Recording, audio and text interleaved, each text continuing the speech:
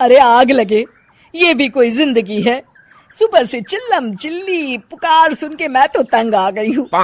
अरे वो भी क्या दिन थे जब मैं गांव में रहा करती थी।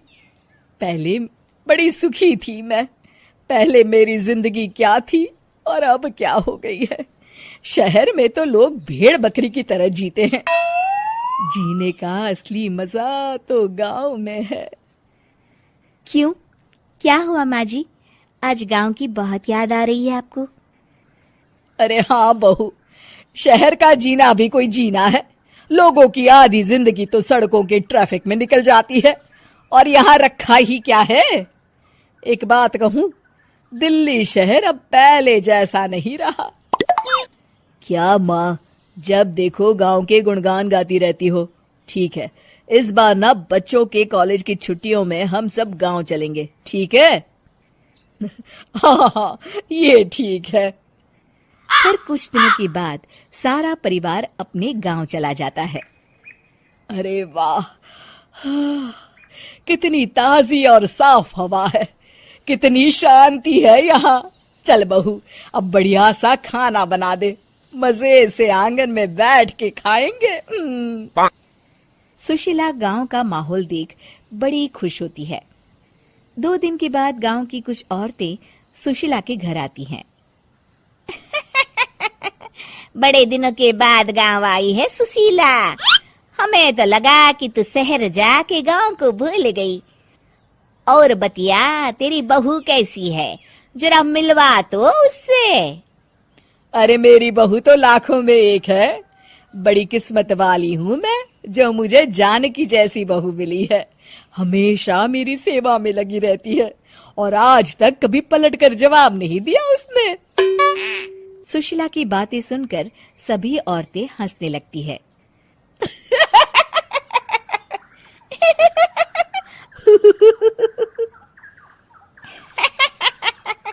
अरे कुछ भी बोले जा रही है। तबीयत तो ठीक है? तेरी बहू चांद से आई है क्या? क्यों बहनों, दुनिया की कोई भी बहू अच्छी होती है क्या? सब औरतें ममता की हाँ में हाँ मिलाती हैं। अरे मैं तो कहती हूँ दुनिया की हर बहू सास का खून चूसने वाली डायन होती है, डायन। मैं तो एक बिल में 1000 सांप के साथ रह सकती हूँ, लेकिन अपनी बहू के साथ नहीं रह सकती। हाँ, तूने सही कहा। मेरी बहू तो तेरी बहू से भी 2 कदम आगे है। सब औरतों की बातें सुनकर ममता मन ही मन बड़बड़ाती है। अरे ये गांव सुधर गया, लेकिन औरतें नहीं सुधरी। अगर थोड़ी देर और इनकी बेवकूफी भरी बातें सुनूंगी तो मैं सच में पागल हो जाऊंगी। फिर सुशीला उन औरतों को घर से दफा कर देती है और राहत की सांस लेती है। अरे बहू, जरा बाम लाके मेरे सर पर तो लगा दे। उन औरतों की फालतू बातें सुनकर मेरा सर चकरा गया है। इस गांव की औरतों का तो भगवान ही मालिक है। फिर अगले दिन सुशीला की सास उससे कहती है, अरे बहू, तू यहाँ क्या आराम फरमाने आई है? आखिर ये तेरा ससुराल है। चल चल, घर के कामों में हाथ बटा। शहर में कुछ काम धाम तो करती नहीं है। जरा अपने आप को तो देख, कितनी मोटी हो गई है। सारा दिन घर का काम करने के बाद शाम को सुशीला, हाय मेरी कमर, हाय मेरे पैरों ने तो जवाब दे दिया। आज तो मुझसे मक्खी भी न मारी जाएगी। अरे बहू, जरा आकर मेरे हाथ पैर तो दबा दे। जी माँ जी, अभी आती हूँ। तभी सुशीला की सास जानकी को रोकते हुए कहती है, अरे रुक जा बहू, एक दिन काम करके इसको इसकी नानी याद आ गई। हम लोग तो रोज इतना काम करते हैं, कोई जरूरत नहीं इसके हाथ पैर दबाने की। सुबह तक सब ठीक हो जाएगा।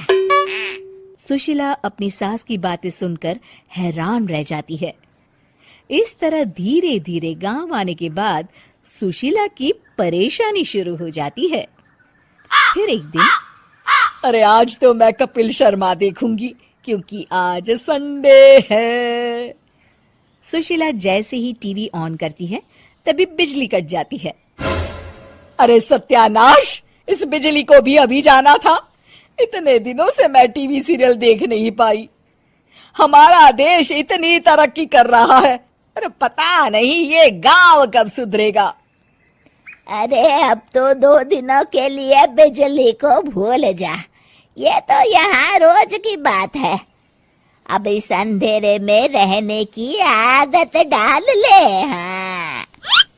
हे भगवान, अब क्या होगा? ऊपर से इन मच्छरों ने जीना हराम कर रखा है। दूसरी तरफ घर के काम कर करके और बिना किसी सुविधा के सुशीला तंग आ जाती है और उसे शहरी जीवन याद आने लगता है। क्यों माँ, मजा आ रहा है ना? अरे आपने ऐसी सूरत क्यों बना रखी है? मुस्कुराइए, अब हम गांव में हैं। मोहन के साथ जानकी भी अपनी सास की खिंचाई करती है। हाँ हाँ माँ जी, आप ही तो यहाँ की बड़ी तारीफ कर रही थी। फिर अभी तो कुछ ही दिन बीते हैं, वैसे भी अब तो आप यहीं रहने वाली है ना? अरे नहीं नहीं बहू, मैं एक दिन और यहाँ रुकी तो मर जाऊंगी। मुझे शहर ले चलो। क्या दिन थे, कितनी सुखी थी मैं वहां। ठीक है माँ, हम कल ही वापस शहर चले जाएंगे। इस तरह सुशीला शहर आ जाती है और फिर कभी दोबारा गांव जाने की जिद नहीं करती।